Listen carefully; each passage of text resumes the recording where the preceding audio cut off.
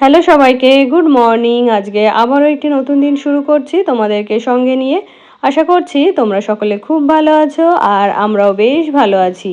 আজকে বারটা ছিল সোমবার আর ডেটটা ছিল 4 মে। তো আজকে ছিল আমাদের এখানে ভোট কাউন্টিংয়ের দিন। তো হাজব্যান্ডেরও হচ্ছে ভোট কাউন্টিংয়ের ডিউটি পড়েছে। ভোটের ডিউটি তো পড়েই ছিল, তার উপরে আবার কাউন্টিংয়ের ডিউটিও পড়েছে। তো এখন হচ্ছে ও সেখানেই যাবে, তার জন্য হচ্ছে ওর জন্য একটু চা করতে এলাম। ওর জন্য চা করলাম, সেই সঙ্গে আমার জন্য একটু চা করে নিলাম।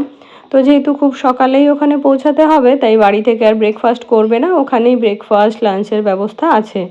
তো সেই জন্য বললো 1 কাপ চা করে দাও, এটা খেয়েই বেরিয়ে যায়।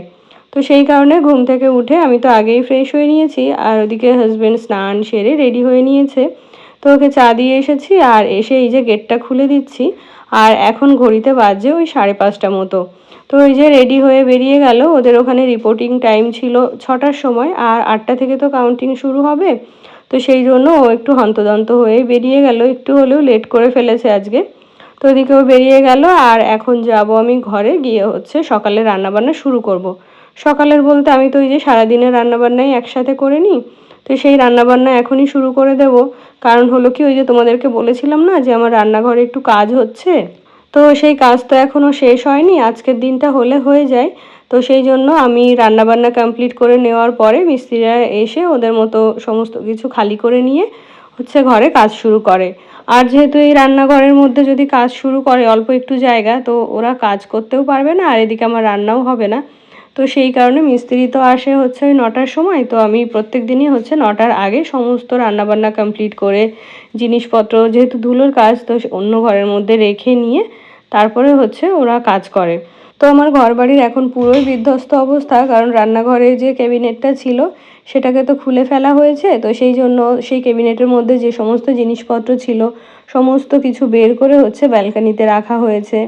তাছাড়াও হচ্ছে ঘরের মধ্যে যেহেতু সিমেন্ট বালির কাজ হয়েছে, তো সেই কারণে সিমেন্ট বালি তো পুরো হাঁটু সমান হয়েছিল, সেগুলো মিস্ত্রিরাই পরিষ্কার করে দিয়েছে। তবে সেইগুলোকে মানে জল দিয়ে ধুয়ে মুছে পরিষ্কার করা, এগুলো আমাদেরকেই করতে হয়েছে। তো একদিনে তো সব কিছু পরিষ্কার করা যায় না, বা পরিষ্কার করলেও একদিনে সবটা পরিষ্কার হয় না, যেহেতু ধুলোবালির কাজ। তো একটু সাদা সাদা হয়ে থাকে। তাছাড়া সমস্ত ফার্নিচার থেকে শুরু করে ঘরের জানলা দরজা সব কিছুই কিন্তু নোংরা হয়েছে। তো এই যে আজকে কাজ হলে এই টাইলস মার্বেলের কাজটা মোটামুটি হয়ে যায়। তো সেই জন্য এই কদিন থেকে তো পরিষ্কার করছি, মানে দিনেরটা দিনের দিনই পরিষ্কার করে নিচ্ছি। তবে আজকে যেহেতু টাইলস মার্বেলের শেষ কাজ, তো সেই জন্য আজকে ওরা কাজ করে দিয়ে গেলেই তারপরে হচ্ছে ঘরদোর ভালো করে পরিষ্কার করে তবেই স্নান করব। তো এদিকে এসে ওই যে সকাল সকাল রান্নাটা বসিয়ে দিলাম। আর ওই যে ভাত আর ডালটা বসিয়েছি, আর এর মধ্যে দেখি মাছওয়ালা এসেছিল। তো নিচে গিয়ে হচ্ছে মাছ রেখেছি।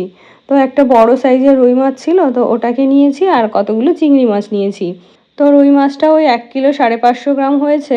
তো সবটাই নিয়ে নিয়েছি, কারণ মাছ তো প্রত্যেক দিনই লাগে। তো আমার জানো তো একদিন মাছ রেখে সমস্ত কিছু ধুয়ে বেছে পরিষ্কার করে রাখলেই সুবিধা হয়। প্রত্যেক দিন ওই যে অল্প অল্প করে মাছ নিতেও ভালো লাগে না, আর প্রত্যেক দিন মাছ ধোয়া বাছা করতেও আমার ভালো লাগে না। তো সেই জন্য একসঙ্গে একটু বেশি করে রেখে ধুয়ে পরিষ্কার করে রেখে দিই, ইচ্ছে মতো বের করে আর কি রান্না করি। তো হাজব্যান্ড তো ওই যে বেরিয়ে গেল, ও তো হচ্ছে একবারে রাতে এসে খাবে। তো সেই জন্য আমার আর ছেলের জন্য, আর হাজব্যান্ড তো ওই একবেলা খাবে, সেই মতো করেই আজকে রান্না বান্না করব। তো হাজব্যান্ড এলেও ওই যে শুধুমাত্র মাছের ঝোল আর ডাল খাবে। তো সেই জন্য সকালে সবজি টবজি খুব একটা করব না। এই যে আমার জন্য কয়েকটা পটল ভাজা করব, আর ওই যে মাছটা দিয়েছে ওই মাছের একটু তেল আছে, যেহেতু জ্যান্ত মাছ তাই আর কি মাছের তেলটা আমি নিয়েছি। না হলে ওই যে বরফের মাছগুলো হয় ওগুলোর পটকা, তেল পটকা আমি কিন্তু খাই না। তো সেই জন্য ওই তেল পটকাটা ভাজা করব, আর এদিকে পটল ভাজা করব, আর একটুখানি চাটনি করব, আর ডাল, আর করব একটুখানি মাছের ঝোল। তো আজকে ওই যে যেহেতু রান্নাবান্না সেরকম কোনোই তাড়া নেই, তাই আর কি মানে অল্প অল্প করে অনেক কিছুই আর কি রান্না করছি। তো এদিকে পটলটাকে ভালো করে নুন হলুদ মাখিয়ে এই যে ভাজতে বসিয়ে দিলাম। আর এখন বাকি যে সবজিপাতিগুলো লাগবে, বা ওই মাছের তেলটা যে করব, ওর মধ্যে ভাবছি কি একটুখানি হচ্ছে বেগুন আর আলু দেব, আর হচ্ছে একটু আমের চাটনি করব। তো চাটনিটা করলে কি হয় বলো তো, একদিনে তো খেয়ে শেষ করা যায় না, তবে একদিন করে 2-3 দিন ধরে খাওয়া হয়। তো সেই কারণেই আজকে যেহেতু ওই যে বললাম সেরকম কোনো তাড়াহুড়ো নেই, তাই আর কি ধীরে সুস্থে সমস্ত রান্না করে নেব। আর ওই যে যেহেতু আজকে আগেই রান্না বসিয়েছি, তাই কিন্তু সময়ের অনেক আগেই আমার রান্নাবান্না কমপ্লিট হয়ে যাবে।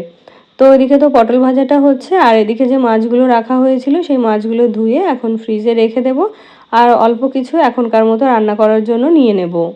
তো আমার গত ভিডিওতে আমাদের 10th ম্যারেজ অ্যানিভার্সারি সেলিব্রেশনের কিছু মুহূর্ত তোমাদের সাথে শেয়ার করেছিলাম। তো সেখানে তোমরা অনেকেই আমাকে উইশ করেছো, অনেক শুভকামনা জানিয়েছো। তো তোমাদের সকলকে জানাই অসংখ্য ধন্যবাদ আর অনেক অনেক ভালোবাসা। সেই সঙ্গে বড়দেরকে জানাই আমার প্রণাম, আর ছোটদেরকে জানাই আমার আন্তরিক ভালোবাসা। তো ওদিকে মাছটাকে তো নুন হলুদ মাখিয়ে রেখে দিয়েছি, আর এখন ওই যে বললাম মাছের তেলটা ভাজা করব, তো তার জন্য একটুখানি আলু আর বেগুন কেটে নিচ্ছি, আর কিছু আমও কাটবো, আর একটু মাছের ঝোল করব। তো আজকে ভাবছি মাছের ঝোলটা শুধুমাত্র আলু দিয়ে করব। তো চলো এবারে একে একে তোমাদের কমেন্টগুলো পড়ে ফেলি। তো আমার গত ভিডিওতে কমেন্ট করেছিল ঝর্ণা এজেন্সি থেকে দিদি ভাই, তো লিখেছে যে শুভ বিবাহবার্ষিকী দুজনকে, সারা জীবন একসাথে ভালো থেকো বোন, গিফটটা দারুণ হয়েছে, অনেক ভালোবাসা। থ্যাংক ইউ দিদি ভাই, তুমিও আমার অনেক ভালোবাসা নিও। আর তারপরে আমার গত ভিডিওতে আরও কমেন্ট করেছিল সৌমিনী সেন দিদি ভাই, তো লিখেছে খুব ভালো লাগলো তোমাদের অ্যানিভার্সারি সেলিব্রেশন দেখে, আমার জাস্ট 4 ইয়ার্স বিয়ে হয়েছে জানো তো, আমি আর আমার হাজব্যান্ড দুজনেই যেহেতু চাকরি করি, এই সব স্পেশাল দিনগুলো আলাদাভাবে কিছুই করা হয়ে ওঠে না। সকালে দুজনকে উইশ করে গিফট এক্সচেঞ্জ করে সারাদিন অফিস, কোনো এক সানডে করে বাইরে যাই ডিনারে। ফার্স্ট অ্যানিভার্সারিটা খুবই স্পেশাল ছিল, আমরা ফরেন ট্যুর করেছিলাম। তারপর থেকে বছরে 2 থেকে 3 বার ঘুরতে যাই ঠিকই, তবে পার্টিকুলার এই অ্যানিভার্সারি ডেটটা ম্যানেজ হয় না। ও আচ্ছা, খুব ভালো লাগলো গো জেনে। আর ফরেন ট্যুর এটা তো আমাদের ড্রিম বলতে পারো, আমাদের ওই বছরে একবারও ট্যুরটাও করা হয় না। আর গিফট এক্সচেঞ্জ করা তো দূরের কথা, তুমি তো নিজে রোজগার করো, তাই দাদাভাইকে হয়তো গিফট করতে পারো। আর আমি যেহেতু পুরোটাই হাজব্যান্ডের উপর ডিপেন্ডেন্ট, তো সেই জন্য আলাদা করে হাজব্যান্ডের জন্য আর কিছু গিফট আমার কেনা হয় না। আর জানো তো আমাদের তো হানিমুনটাও হয়নি, কারণ বিয়ের পরে একটা টিকিট করা হয়েছিল, ফ্যামিলি ট্যুরই বলতে পারো, মানে আমার শ্বশুর শাশুড়ি আমাদের দুজনের জন্য। তো তখন হচ্ছে হঠাৎ করে নোটবন্দি হয়, আর হাজব্যান্ডের তখন স্যাটারডে সানডেও অফিস করতে হয়, আর ছুটি পাওয়া তো দূরের কথা। তো সেই সময় ওই টিকিট হয়ে যাওয়ার পরেও টিকিটটা আমাদের ক্যান্সেল করতে হয়, আর তখন হচ্ছে আমাদের ট্যুরটা আর হয় না। তারপরে তো আমি কনসিভ করি, তারপরে তো ছেলে হয়ে গেল। ছেলে যখন 2.5 বছর হলো তখন আমরা হচ্ছে ফার্স্ট গেলাম পুরী, তাও আবার ফ্যামিলির সঙ্গে। তো সেই আক্ষেপটা আমার সারা জীবনই থেকে যাবে যে আমাদের হানিমুন হয়নি। খুব ভালো লাগলো গো তোমার কমেন্টটা পড়ে, মনটা ভীষণ ভালো হয়ে গেল। তো তারপরে দেখো এই সমস্ত কাটা বাছা করে নিয়ে ওদিকে মাছের ঝোলটা বসিয়ে দিয়েছি, আর সেই সঙ্গে এদিকে একটু চাটনিও বসিয়ে দিয়েছি। তো এই যে আমার শ্বশুর শাশুড়ি ভোট দিতে গ্রামে গেছিলেন, তো ওখান থেকে আমাদের হচ্ছে ওই বাড়িতে যেহেতু আম গাছ আছে, তো ওখান থেকে হচ্ছে গাছের আম, তারপরে এঁচোড়, লাউ শাক মানে কুমড়ো শাক, পাট শাক, তো এগুলো সব নিয়ে এসছে। তো ওই বাড়ির গাছের আম দিয়ে আজকে চাটনিটা করে নিলাম, আর এদিকে দেখো আমার মাছের ঝোলটাও হয়ে গেছে। তো আজকের মতো তো রান্নাবান্না কমপ্লিট হয়ে গেছে। তো তারপরে ওই মিস্ত্রি দাদারা চলে এসেছিলো কাজ করতে, আর ছেলের ওইদিকে অনলাইন ক্লাস চলছিল।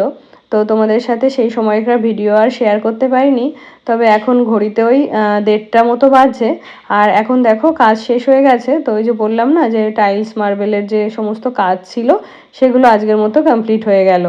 আর এরপরে শুধুমাত্র ওই প্লাইয়ের কাজগুলো হবে, যদি ওই ক্যাবিনেটগুলো করা হয় মানে মডিউলার কিচেন করা হয়, তাহলে আর কি ওই কাজগুলো করা হবে। তো সেই কাজটা কিছুদিন পর থেকেই হয়তো শুরু করা হবে, কারণ আমরা যে কার্পেন্টার দিয়ে করাবো না ইঞ্জিনিয়ার দিয়ে করাবো সেটাই ডিসাইড করতে পারছি না।